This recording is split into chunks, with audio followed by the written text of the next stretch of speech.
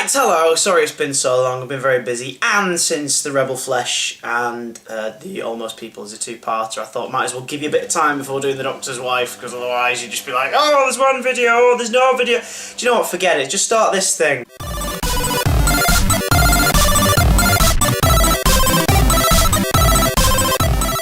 Yay! Didn't need a Sonic this week, my finger's that powerful. We're going to be talking about the Doctor's Wife, the 4th episode in the 6th series, or 32nd series, or whatever the hell you want to call it, of Doctor Who, which stars Saran Jones as Idris. Spoiler alert, she's the TARDIS. Probably should give you more of an actual warning there.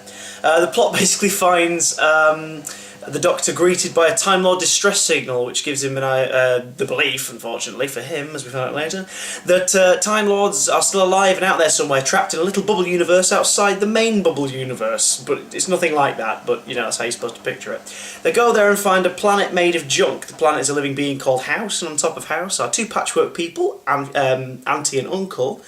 Nephew, who is a green-eyed Ood with a broken translator, and Idris, or the raving mad woman who bites quite a bit, who turns out to be possessed by the spirit of the TARDIS, which is keeping itself safe inside Idris, because House, the giant Earth thing that they're living on, the junk people and everything, is trying to possess the TARDIS and get into our universe to devour more TARDISes, as it has done in the past, which is why there's Time Lord distress signals, because they're all actually dead, and it was distress as they said years before. I hope you got that. Yeah, so a complicated plot. What makes this episode very unique is the fact it's scripted by Neil Gaiman, the man behind The Sandman, Coraline, and quite a lot of Batman graphic novels that I've got, which are all very good, including Whatever Happened to the Cape Crusader. Pick that one up if you can. I realise I'm talking very fast. I think it's all that pent-up energy from not posting one of these for a whole week. Oh my god!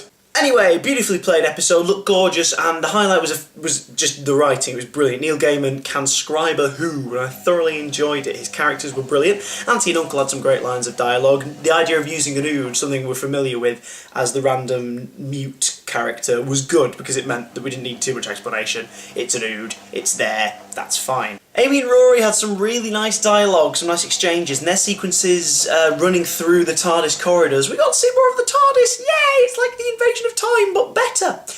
Were really creepy and brilliant. The way that House could manipulate their minds and play with the interior of the TARDIS to really scare them. The withered Rory and then the dead Rory, which looked like the 3 stages of that character from Muppet Treasure Island. Old Tom, real old Tom, and dead Tom. It basically looked like that. If you've never seen Muppet Treasure Island, you're missing out, but if you have, you'll totally know what I meant by that. Auntie and Uncle are really nice characters, very creepy, very well performed. The only problem I have with Auntie and Uncle is the idea of patchwork people is really creepy and very cool, and it would have been nice to have seen more of them instead of them being part of the first 15 minutes, the establishing 15 minutes, but it just means that there's an excuse to bring that type of character back.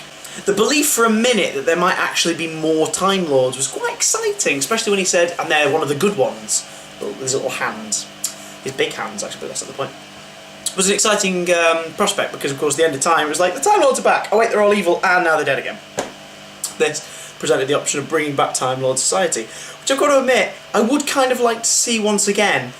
Maybe not from an overarching narrative thing and really grounding the Doctor in being stuck in missions of the Time Lords and all that nonsense, but just the idea that his society is still out there surviving in droves is kind of cool, but then equally seeing them just being these distress signals calling out, the fact they've all died and gone and had their TARDISes devoured and all this before is brilliant. Really emotional sequence, and like, Matt Smith plays it fantastically. In fact, he plays this entire episode fantastically. Main topic now, although there are 2 of them. One is the Junkyard TARDIS, designed by the Blue Peter competition winner. Really cool! The fact it's coming out as a little playset for the toys is quite nice. And it was a nice little sequence, the idea of him just creating a console. Like, not the essential workings of the ship, not the soul of it, just the console, just to zip back and forth.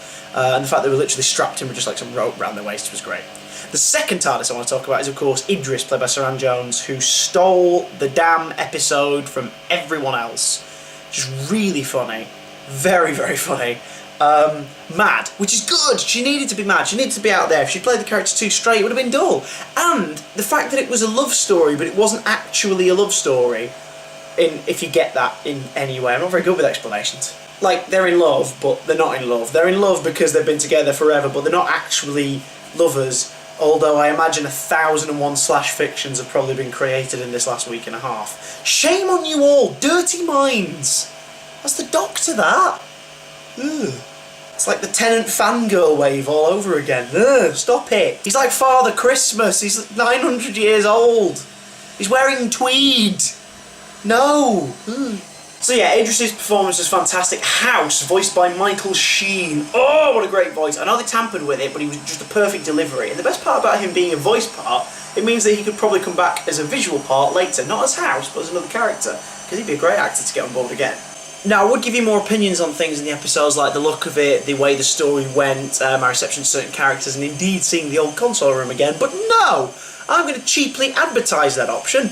Last week, Whotubia released their 5th podcast of this series, and it was about the Doctor's wife. I guest starred with John Granston and Chris Thompson, and those two are brilliant. You can see it here. That's right, here's this 15-minute preview on YouTube.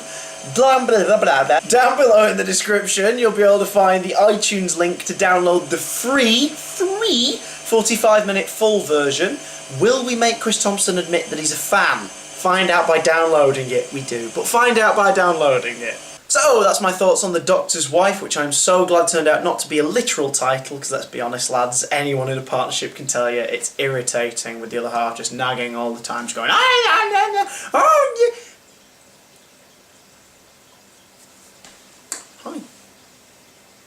You finished with your videos now? Yeah, finished with the video, yes. Right, yeah.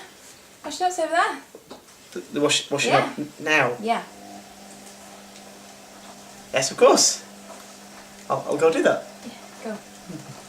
Quicker.